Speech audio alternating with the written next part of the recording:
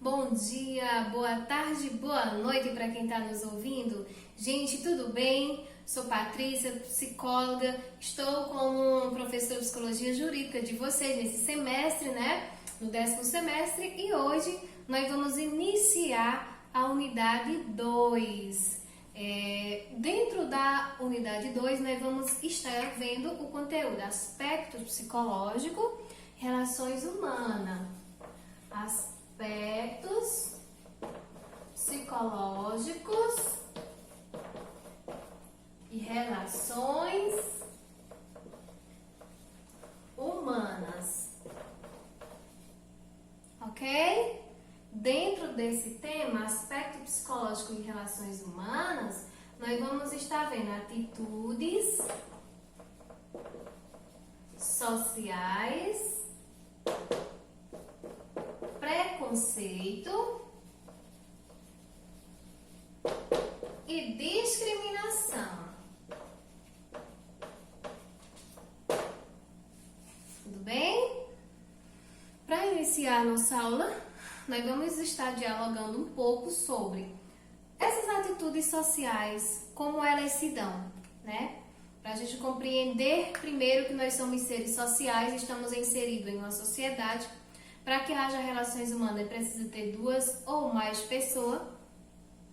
E nossas atitudes, elas são influenciadas tanto pelo meio que a gente está inserido, pela sociedade, quanto pela a nossa família, escola. N fatores vão contribuir para as nossas atitudes. Mas o que são essas atitudes? Atitudes, elas são a constatação favoráveis ou desfavoráveis em relação a um objeto, pessoas ou eventos. A atitude é formada por 3 componentes. E quais são esses 3 componentes?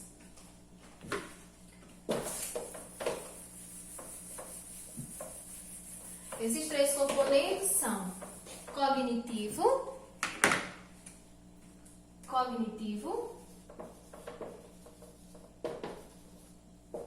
afeto e comportamento.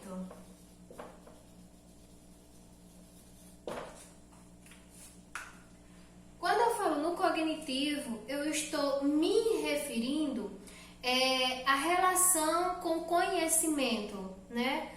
Quando eu falo no cognitivo, eu estou falando da parte consciente. Vocês estão lembrando, né, pessoal, o que é a parte consciente? O conteúdo que a gente viu anteriormente, consciente, pré-consciente, inconsciente. Então, cognitivo, ele está na parte consciente, né? O conhecimento que eu tenho e ajo diante de uma situação de forma consciente.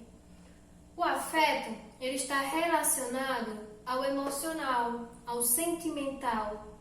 O comportamento, ele está relacionado à intenção de comportar-se perante alguma coisa, alguma situação. Eu vou dar um exemplo para vocês, né? Um fumante, né?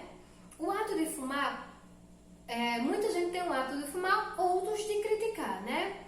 Mas o fumante, de regra, tem plena consciência de que seu hábito é prejudicial à sua saúde, ou seja, o comportamento cognitivo, o componente cognitivo está presente, porque ele tem a consciência de que o ato de fumar é prejudicial, porém, ele não tem a atitude de deixar de fumar perante essas informações que vocês sabem hoje que a informação hoje em dia é de muita importância e nós temos acesso de diversas formas, meio de comunicação, Instagram, redes sociais são várias, palestras nas políticas públicas.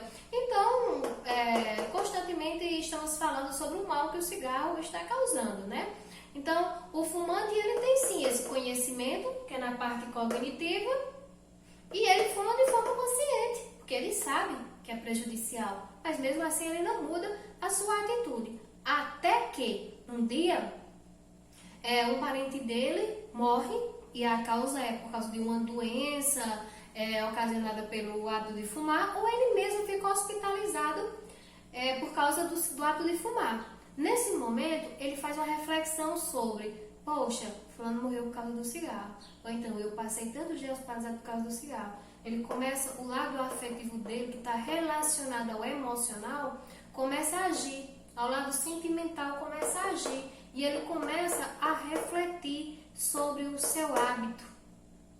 E aí, ele vai mudar ou não de comportamento, né? Ele pode vir a deixar de fumar devido ao medo de morrer. E aí houve uma mudança de comportamento. Ou seja, não adianta a atitude, não adianta eu ter o conhecimento, né, do lado cognitivo, saber que algo não pode, saber que algo é prejudicial. Não adianta eu ter esse conhecimento se eu não me insensibilizo, que é o lado sentimental, e mudo o meu comportamento. Que aí vem a conscientização. Ou seja, não adianta eu saber que algo faz mal se eu não me conscientizo. Eu acho interessante destacar um ponto de que algumas vezes algumas pessoas usam palestra ou algumas coisas para dizer que é de conscientização. A conscientização, eu não conscientizo você, eu não conscientizo ninguém. A conscientização é algo cognitivo, é algo que parte do sujeito. O que eu posso fazer é desenvolver uma palestra em prol de sensibilizar você, do lado afetivo, de tocar. Ou seja, vou dar um exemplo.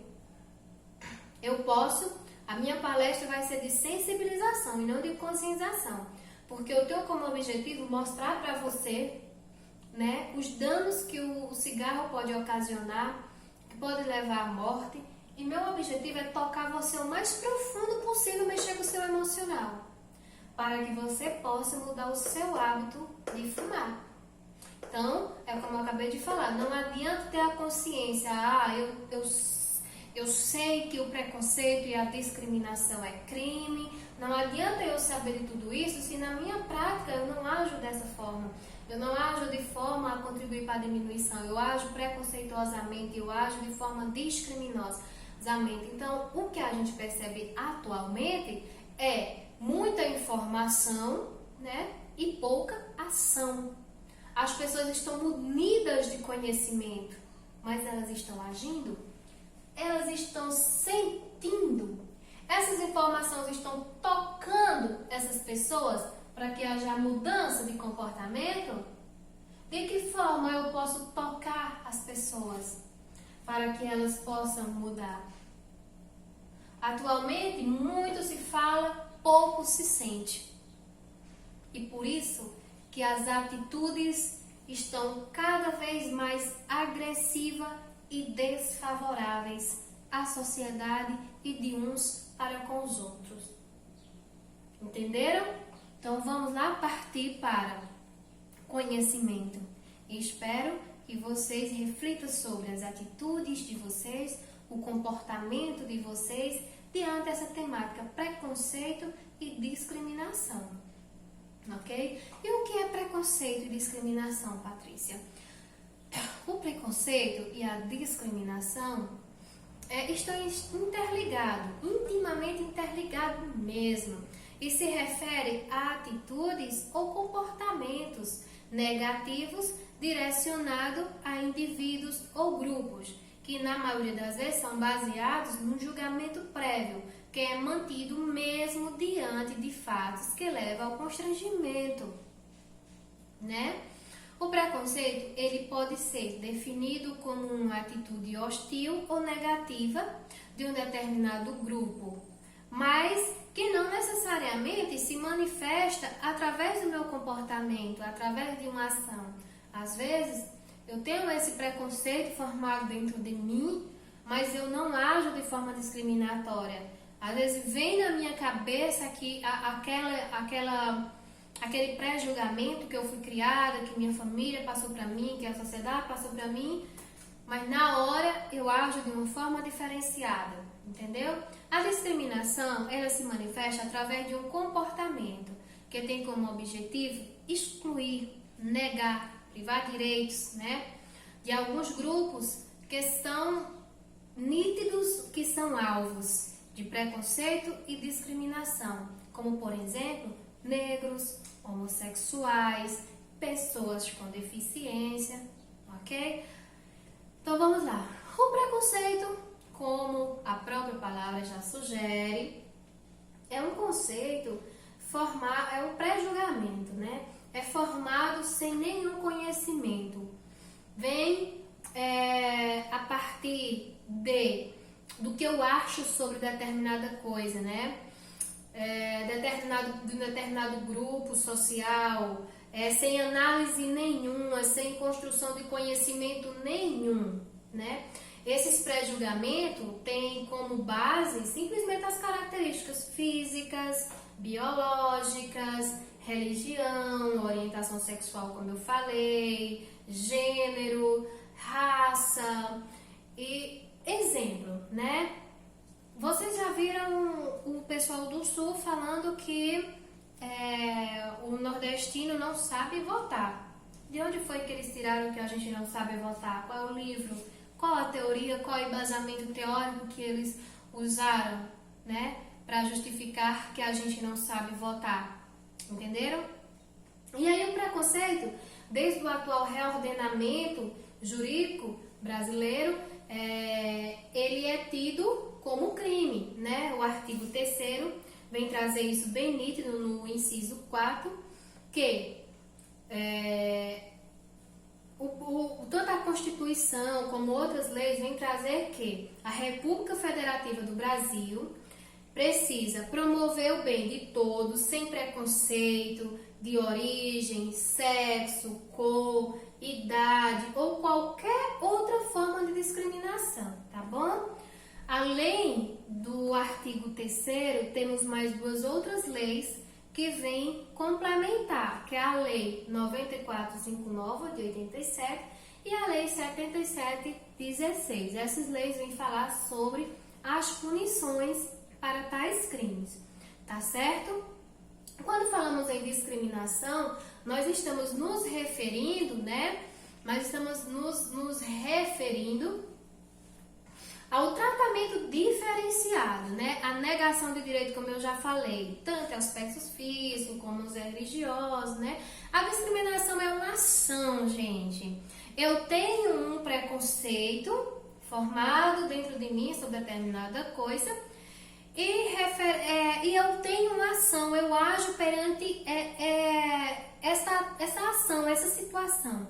Eu vou citar um exemplo para vocês. Uma colega minha, ela foi, né, pro dentista e chegou lá no consultório e era uma mulher negra que foi atender. Deixar claro que essa colega minha, ela não é uma pessoa preconceituosa, ela não é uma pessoa que age com discriminação, inclusive. Ela trabalha com direitos da mulher, com protagonismo. No entanto, ela me falou uma coisa interessante. Ela disse: Patrícia, quando eu sentei lá, muita gente entrava. E aí entrou uma mulher negra e eu continuei sentada. E a mulher se direcionou a mim e perguntou: você que é a paciente? Ela falou: sim, sou eu. Ela disse: eu sou a dentista, vamos?